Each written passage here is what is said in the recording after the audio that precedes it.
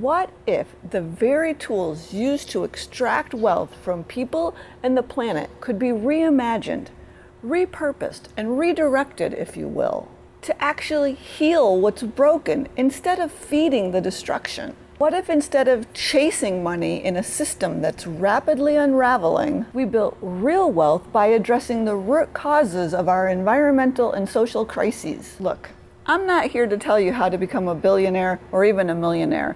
And frankly, if that's your endgame, this is the wrong YouTube channel. I'm talking about creating enough stability, enough freedom, and enough resilience to live well without selling out, burning out, or contributing to the mess we're all just trying to survive. And if we do it right, we'll even help evolve the better world we know is possible. Because let's be honest, none of us want to end up like those techno-feudalist jerks trying to launch themselves to Mars while draining the rest of us dry, or doing creepy things that land them in the Epstein files. Now bear in mind, I'm not an economist or a hedge fund guru. I'm someone who wants to live with as much integrity and security as possible, who's trying to figure out money and investing in ways that support a livable future, not sabotage it. Over time, I've learned how to flip the capitalist script, to take its most fundamental ideas and give them a regenerative twist. And guess what? It's not only more ethical, it's also way more empowering, resilient, and fun. So in this video, I'm going to walk you through 5 conventional wealth building ideas I've reworked to support true wealth, rooted in care, community, and ecological sanity. These regenerative assets and investments aren't just about surviving the chaos. They're about building a future worth growing old in. So let's get into it. First up, I want to talk about a concept straight from the capitalist playbook, asset classes. But instead of using them to fuel endless extraction, what if we reimagined assets as tools for regeneration, restoring ecosystems, nourishing communities, and building real wealth that lasts? When most people think of asset classes, they think of things like stocks, bonds, real estate, and commodities. In our conventional financial world, these assets become tools for destruction, wreaking havoc and putting the future of life on Earth in jeopardy. We can give this concept a regenerative spin by prioritizing assets that restore, rejuvenate, and regenerate people and planet, instead of damaging, depleting, and hurting them. One example of a regenerative asset are the solar panels some people have installed on their homes that allow them to save money and reduce their reliance on fossil fuels. And in some areas, homeowners with solar panels are even able to sell that excess electricity their panels produce back to the electric grid, earning some money from it. I also view the edible garden beds and trees that my friend Elise of the Urban Harvest has planted in her yard as regenerative assets. Not only do they feed her and her family healthy, fresh food, they also provide the backdrop for many of the videos she makes for her popular YouTube channel. But you don't have to own property to cultivate these regenerative assets. Think about a plumber who grows their business by learning how to install gray water systems. Even just knowing how to repair and maintain your bike can save you money and keep your bike out of the landfill longer. Even conventional financial investments can become less harmful and more regenerative. For example, when you make loans to regenerative farmers through the Steward platform, or support cooperatively owned businesses by investing in the Cooperative Fund of the Northeast. I also know someone who turned their investment property into a sober living home after being strongly impacted by losing a friend to alcoholism. We can also cultivate community-oriented regenerative assets that uplift not only us, but our friends and neighbors as well. Just imagine how many people you know who could benefit from community-owned commercial kitchens or oil presses, tool libraries, time banks, and clothing swaps or free stores. We, the people, can pool our resources to make these assets a reality. Okay, so assets are one piece of the puzzle, but what about preserving all that value over time? In traditional finance, that's where the idea of a store of value comes in. Usually something like gold, crypto, or stocks. But what if we could store value in ways that don't just sit in a vault or a volatile digital wallet, but actually enrich our lives and communities while making us more resilient. When it comes to sustainable stores of value, these are things like their conventional cousins that retain their value over time and can often be exchanged for money or provide a stream of income. They also tend to be more tangible and less fragile or speculative forms of wealth that benefit people and planet, or at least don't cause further harm. So what are some sustainable stores of value, you're probably wondering? Well, one example would be those community gardens people have been volunteering at, helping it become a community asset that produces food for them and their community, while strengthening connections in their community and teaching them all very valuable skills. Other examples are livestock, like chickens that produce eggs you can eat or sell. Water catchment systems that store valuable rainwater that you can use for your garden or your livestock, as well as high-quality tools and equipment. Even land can be made into a sustainable store of value when we use regenerative practices on it that heal the soil and help restore the local ecosystem.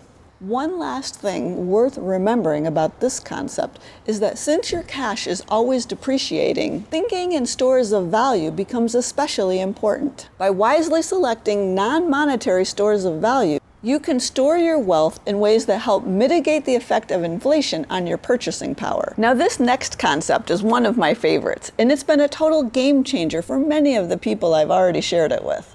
We've been trained to believe that money is the only form of capital that matters, but the truth is, there are many forms of capital, some even more valuable than money when it comes to building a life that works in times of crisis. And they're far less fragile, volatile, and speculative in general. So let's expand the lens and look at wealth in its fullest, most life-affirming forms. Non-monetary forms of capital include, for example, living or natural capital. That's things like your herb garden, our national parks, and clean air. There's also social capital, which refers to your connections to others, your social circles and networks. Another one is material capital, which would be those water catchment cisterns, or the phone or laptop you're watching this video on, and the pitchfork I use on my compost pile. And if you hadn't picked up on it yet, those sustainable stores of value and many of those regenerative assets I just covered, well, they're all examples of these non-monetary forms of capital.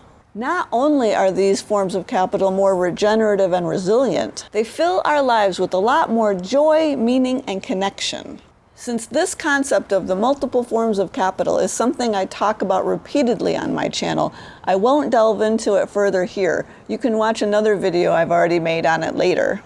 So now that we've expanded our definition of wealth, let's talk about how we earn a living. Enter the idea of regenerative right livelihood. Right livelihood is a Buddhist concept that refers to doing ethical work that doesn't harm others. You can go further and give it a regenerative twist by pursuing regenerative work that heals our depleted planet and the very depleted people living on it. One person who's done that is Australian Corinne Helbig. She's a permaculturalist who's pieced together a number of different income streams that suit her lifestyle needs and allow her to work a flexible schedule. First, she runs an ethical digital marketing business. She also writes a regular sustainable living column for The Guardian and teaches people how to practice urban permaculture on social media.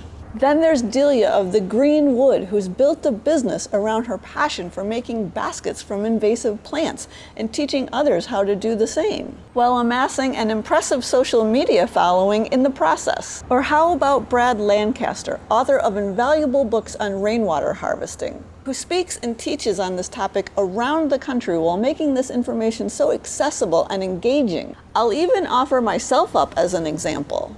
As a green living and money coach, I've merged conventional personal finance with permaculture, a design tool we can all use to work towards a more sustainable future. I've written books and created courses that help people design financially resilient and climate resilient lives for themselves in ways that align with their values. All four of us have found our wind horse. That's another Buddhist concept my Growing Free co-author Mike Hogue introduced me to. It essentially means that when you tap into and align yourself with the energies of the universe, you're more easily able to accomplish what you want and move through obstacles and challenges in a more resourced and uplifted way. So in this context, it means we've discovered what's in line with our passion, knowledge, and skills, and figured out how to put it into a regenerative income stream for ourselves. putting all that energy at our backs to power us through our work with more joy and fulfillment. You don't have to be an entrepreneur, though, to practice regenerative right livelihood. The lawyers at the Sustainable Economies Law Center are putting their law school degrees to good use, doing things like hosting the Radical Real Estate Law School and teaching people how to start immigrant and worker cooperatives. And I'd be remiss not to mention my rad planner peers. That's a group of financial advisors who've come together to support each other in their efforts to help their clients work towards a regenerative, post-capitalist solidarity economy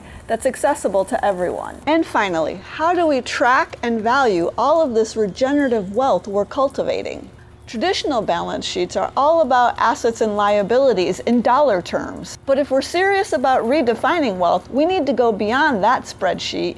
Let me introduce you to the idea of a holistic balance sheet, a tool that helps you measure what really matters and keeps you focused on thriving, not just surviving. A typical balance sheet lists things that have an easily convertible or recognizable financial value. Things like the money you have in your various bank and investing accounts, your car, your house, and valuable jewelry.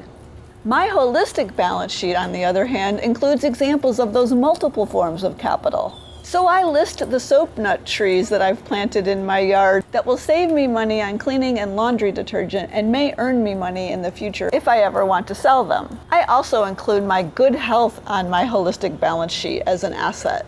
As healthcare costs skyrocket, I know this is already saving me a lot of money and will continue to do so in the future as I age. Then there are my social capital and foraging skills that have gained me free access to thousands of dollars worth of delicious tropical fruits and plants. My holistic balance sheet also accounts for whether an asset brings me joy or otherwise improves my quality of life, whether it harms or heals the planet, whether it moves my life in the direction I want to be going or steers me away from that, and if it makes my life more resilient. And we wouldn't want to forget to include those community assets in our holistic balance sheet either. Think about the benefits you receive beyond just saving money from things like your Buy Nothing group, swap meets, co-op grocery stores, and tool libraries. Now, I'm not very spreadsheet or accounting savvy, so this holistic balance sheet is just a spreadsheet template I've dabbled with, something to help convey this idea a little more clearly. Mostly I make these holistic balance sheet calculations in my head and my heart. So if you've ever felt that building wealth the normal way requires you to compromise your soul, you're not wrong. Because most of what passes for success in this system is built on extraction, exploitation, and burnout. But it doesn't have to be that way. Instead, you can reclaim and redesign the tools we've inherited. Assets, investments, capital, livelihood, and even balance sheets. And shape them into something that serves life, not just profits. When we flip these concepts on their head and give them a regenerative twist, we start cultivating real wealth.